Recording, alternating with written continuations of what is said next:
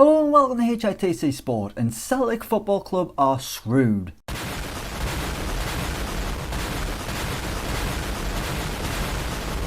Yes, one of the giants of Scottish football are on the brink of throwing away history, with their recent form being so bad that I just couldn't ignore it for much longer.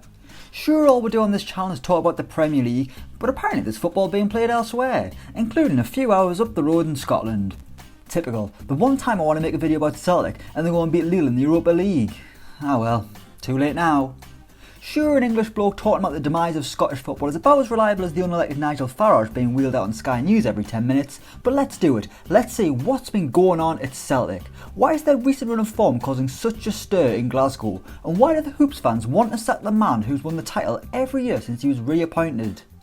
Despite all their recent success, things haven't been quite right at Celtic for a few years now, but let's focus on the present, and at time of recording, Neil Lennon's Celtic side are 13 points behind rivals Rangers with 2 games in hand. They've only lost once in the league, and that was against Steven Gerrard's side, but 4 draws against teams they should be beating has allowed their rivals to coast ahead in the title race. Sure, Celtic could reduce the gap to 7 points if they win the games in hand, and they've still got to play Rangers twice before the season ends, but with the way the Hoops are playing, it's more likely that Rangers will continue to extend their lead over Celtic. For a long time now, Scottish football has been dominated by Celtic. Since 2012, they have won the Premiership every year. As it stands, they've got a record equalling 9 titles in a row, a record they share with, you guessed it, Rangers. But when the Gers went into liquidation in 2012, Celtic's modern day stranglehold on football north of the border began. The blue side of Glasgow began their journey back to the top flight, while the green side were unchallenged as they won title after title unopposed, with Aberdeen the closest thing anyone came to stopping them. And unsurprisingly, they didn't. Not only were they winning league titles, they were winning the cups too, again, as they were unopposed. Sure, Rangers were in those competitions too, but they were a million miles away from the club they were before they hit financial oblivion. No matter who they faced, Celtic won it. In 2019, Celtic secured the treble. 3 years in a row, they'd won the lot. League, Scottish Cup, League Cup. 3 years in a row, and they'd won each of them every year. Brendan Rodgers won the first 2, then Neil Lennon completed the third one after the Northern Irishman headed to Leicester, but more on that later. It could have been 4 trebles in a row had COVID not put a stop to Scottish football last season, but they won the important one, with the Premiership title being handed to the Hoops despite the season not being completed. Sure, it wasn't their most impressive title win, but they had a 13-point lead over Rangers when football was suspended, so it was very likely that they won the title anyway. That meant it was 9 titles in a row for Celtic, with this season being their chance at immortality, a run that was started by Neil Lennon in 2012, but could he be the man that stops Celtic from entering the history books? This is Lennon's second spell as Celtic manager, a club legend who played more than 200 times for the Hoops, won a load of trophies and narrowly missed out in the 2003 UEFA Cup. The first time round he resigned in 2014, disillusioned with the lack of a challenge on Scottish shores.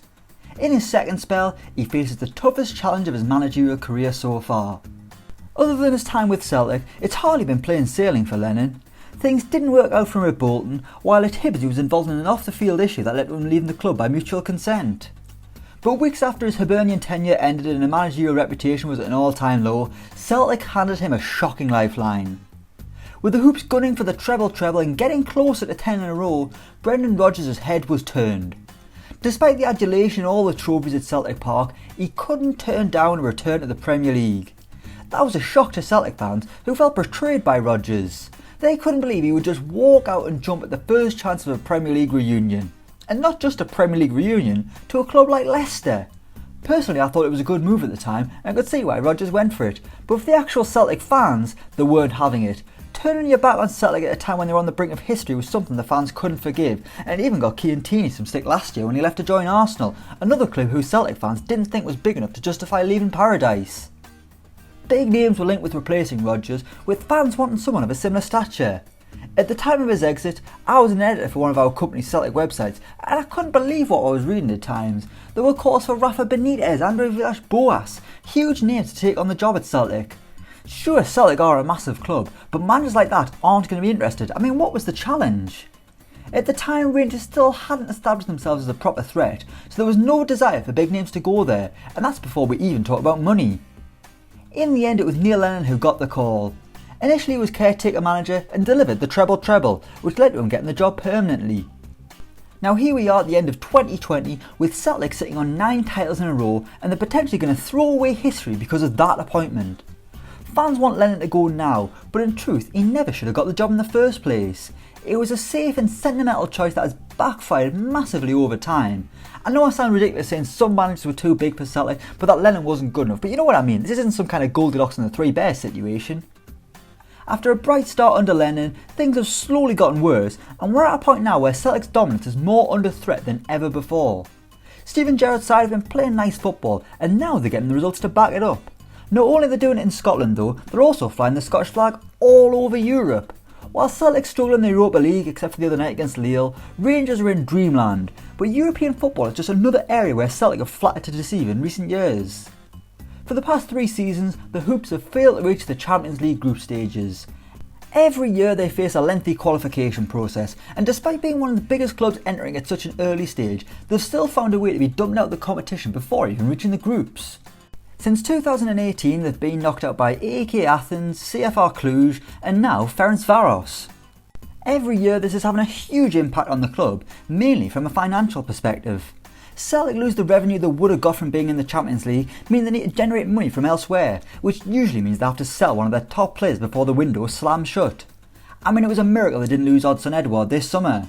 But recruitment and finance is just another one of the many issues going on at Celtic right now, and this is the one that Neil Lennon can't really be blamed for. Peter Lawwell is the chief executive at Celtic, and from the outside looking in, it looks like they've just been doing the bare minimum to survive, with a transfer strategy that can either be excellent or excruciating. For a long time now, Celtic have been picking up young European players in the hope that they kick on, excel in green and white, and eventually get a mega money move away. In turn, players have been coming to Celtic for that exact reason. They've been a gateway club, a stepping stone if you will, for young players to rise through the ranks and quickly get an even bigger move. We've seen it from the likes of Victor Wanyama, Virgil van Dijk, Moussa Dembele, and now you've got Odsonne Edouard as well, a player who is just destined for bigger things than Celtic. It's a very modern transfer model, but one that can work for the club both off and on the pitch. However, it only works if the players you're bringing in are any good. Celtic have signed some real duds in recent years, with the club taking punts on cheaper options rather than just backing the manager, because in reality, they know the squad's good enough to get the job done. It's frustrating for fans, but if the club is still winning titles, why should they change?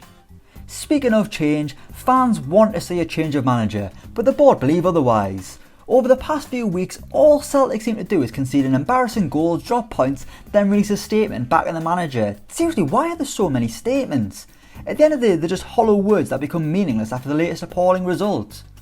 As you can tell from my accent, I'm not a Celtic fan. I've got no affiliation to the club whatsoever. I've been to Glasgow once. But if I did, I'd be fuming reading these statements every week. Although not as fuming as some fans who unveiled a banner saying "Shoot the board." That's a little bit too much, I think. It is only football here. I don't think anyone needs to be shot. Let's just try and be civilised about things, lads. While those banners are really extreme, there's also been protests outside of Celtic Park as the fans demand change, despite the fact they aren't actually allowed in the stadium right now.